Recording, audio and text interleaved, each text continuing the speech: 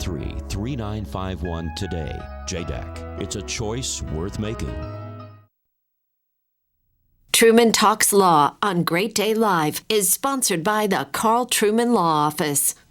When you buy any kind of insurance, you hope you'll never have to use it, but when it's time to make a claim, you can be frustrated by delayed payments or denied claims. Attorney Karl Truman, he'd be the other guy in this scene who's not wearing a fascinator. We match, though. Karl Truman says some insurance companies even deny valid claims in an effort to boost their bottom line, rewarding employees who do it. In fact, Karl said, you've said some insurance companies will delay claims in hopes that policyholders will give up and in some cases even pass away. Oh my goodness. It's amazing some of the tactics that insurance companies do. And what I'm doing today is I have a report put together by the American Association for Justice, which talks about tricks of the trade of what insurance companies do to deny and delay claims. And so if anybody would like a copy of this, a free copy, simply call my office, 222-2222, and we'll send you a free copy so you can read it for yourself because I believe an informed consumer makes a good client. And so I want to let everybody know some of the things that the insurance companies are doing. Well, clearly, yeah, there are tactics they have to delay. You know, we've all run into that various times in our life trying to get paid for something or other here. And so their whole idea is the longer they hold off on the money, the better it is on their bottom line.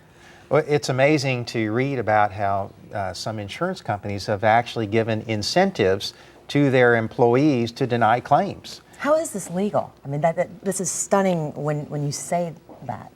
Well, the only way to hold them accountable is, through the civil justice system, and that's what we do, is to try to hold the insurance companies accountable for these types of tactics to wrongfully deny claims, things that they do about delaying claims. Especially we see this in elderly nursing homes. If they can delay it until that person dies, then they can get off paying less for being held responsible. What other sorts of tricks are there involved with insurance companies in terms of applying pressure to people to just give up? Well, that is one of the tactics that they do oftentimes is just to make it so frustrating, so painful process to go through that eventually you'll just say it's not worth it and give up. And the language, if you've ever tried to read your insurance contract, what other business do you buy something but you only know what you bought until after you bought it to get your contract? Or you always hear about, reading your contract. Well, usually if you buy something or you enter into a lease or something, you get the contract, you read it and then sign it. That's not the way it is in the insurance industry. You buy the policy and then you find out what you bought. Now, how are they using credit scores to set premiums? Well, that's one of the things that they're doing now, too. Many insurance companies are using credit scores.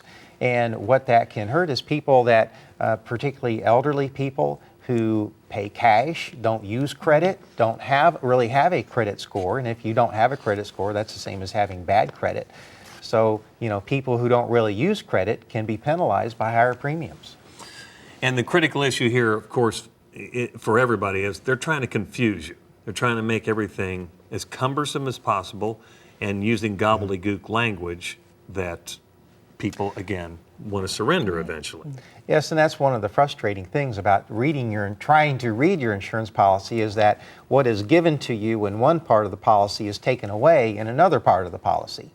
This was very common in Hurricane Katrina.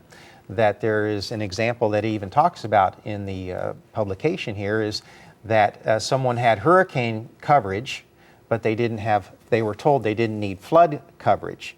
And so even though they were covered by the hurricane, since it was a flood, then the insurance company said, well, the flood negates the hurricane, so you don't have any coverage. Yeah, it was nice of them to point that out in advance. Yeah. They sold that. Well, clearly, people don't know how many questions to ask when they're buying a policy, so I guess the important thing is you can pick up one of these free brochures, Tricks of the Trade, and learn more about it. How insurance companies deny, delay, confuse, and refuse. And they're big on the refuse, aren't they? Yeah, just give me a call and I'll send you a free copy. Okay, and that number again is 222? 2222. How can you forget that? You can also get more information online at trumanlaw.com. Thanks, Karl.